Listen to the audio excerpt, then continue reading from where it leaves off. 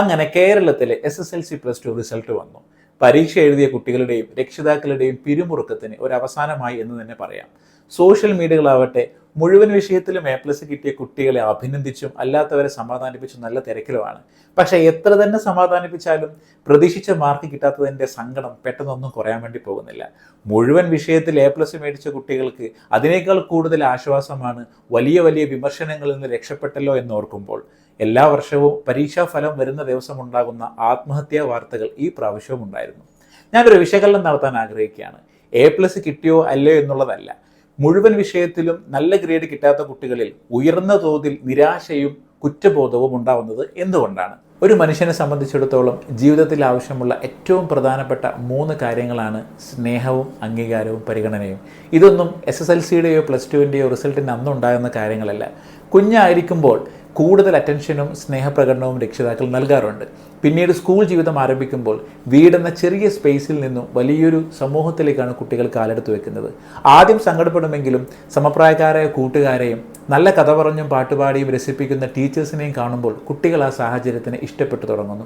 പിന്നീട് പഠിച്ചു വലിയ ആളാകുന്നതിനെക്കുറിച്ചും പഠിക്കാത്ത ആൾക്കാരൊക്കെ സമൂഹത്തിൽ ബുദ്ധിമുട്ട് അനുഭവിക്കുന്നതിനെക്കുറിച്ചുമുള്ള ഉപദേശങ്ങൾ കേട്ടു തുടങ്ങുന്നു. നല്ല വിദ്യാഭ്യാസമുള്ളവർക്ക് മാത്രമേ നല്ല ജീവിതം ഉണ്ടാകൂ എന്ന് കുട്ടികളോട് നിരന്തരം പറയുന്നത് അവരിൽ പ്രതീക്ഷയേക്കാൾ കൂടുതൽ ആശങ്കയുണ്ടാക്കുന്നു. ഓരോ പരീക്ഷ വരുന്ന സമയത്തും കടുകട്ടിയുള്ള ചോദ്യത്തിനേക്കാൾ കുട്ടികൾ ഭയപ്പെടുന്നത് രക്ഷിതാക്കളുടെയും കൂട്ടുകാരുടെയും അധ്യാപകരുടെയും മുമ്പിൽ മാർക്ക് കുറഞ്ഞു പോയാൽ നാണം കെടുമോ എന്നതിനെക്കുറിച്ച് ഓർത്തിട്ടാണ്. ചെറിയ ക്ലാസ്സുകൾ തൊട്ടേ പരീക്ഷയെക്കുറിച്ചും റിസൾട്ടിനെക്കുറിച്ചും കുട്ടികൾക്കുണ്ടാകുന്ന പിരിമുറുക്കം വലുതാകുമ്പോൾ 10ാം തരം എന്ന ഊതിയൂരിപ്പിച്ച ഭയം കൂടുതൽ സംഘർഷത്തിലേക്ക് എത്തിക്കുന്നു. തീർച്ചയായും കഠിനാധ്വാനം ചെയ്തിട്ട് തന്നെയാണ് ഓരോ കുട്ടിയും എല്ലാ വിഷയത്തിലും നല്ല ഗ്രേഡ് മേടിക്കാറുള്ളത്.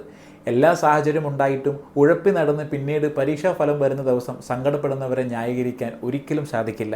പക്ഷേ നമ്മുടെ കുട്ടികൾക്കിടയിൽ പഠന വൈകല്യമുള്ളവരുമുണ്ട്. ഒട്ടും അനുകൂലമല്ലാത്ത സാഹചര്യങ്ങൾ കൊണ്ട് ബുദ്ധിമുട്ടുന്ന ആൾക്കാരുമുണ്ട്.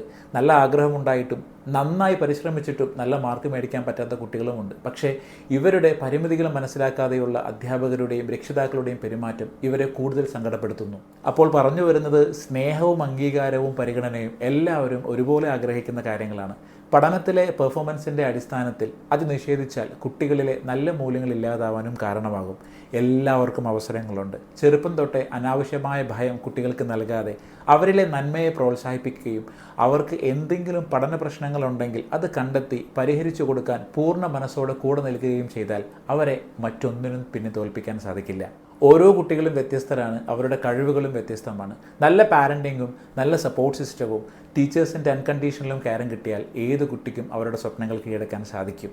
അല്ലാതെ ഓരോ വർഷവും റിസൾട്ട് വരുന്ന ദിവസം A+ എന്ന വിഷയത്തിനെ പർവ്വതീകരിക്കാൻ ശ്രമിച്ചാൽ അടുത്ത വർഷം എക്സാം എഴുതാൻ പോകുന്ന കുട്ടികളിലും ഈ വർഷത്തെ കുട്ടികൾ അനുഭവിക്കുന്ന അതേ ട്രോമ തന്നെയാണ് ഉണ്ടാവുക.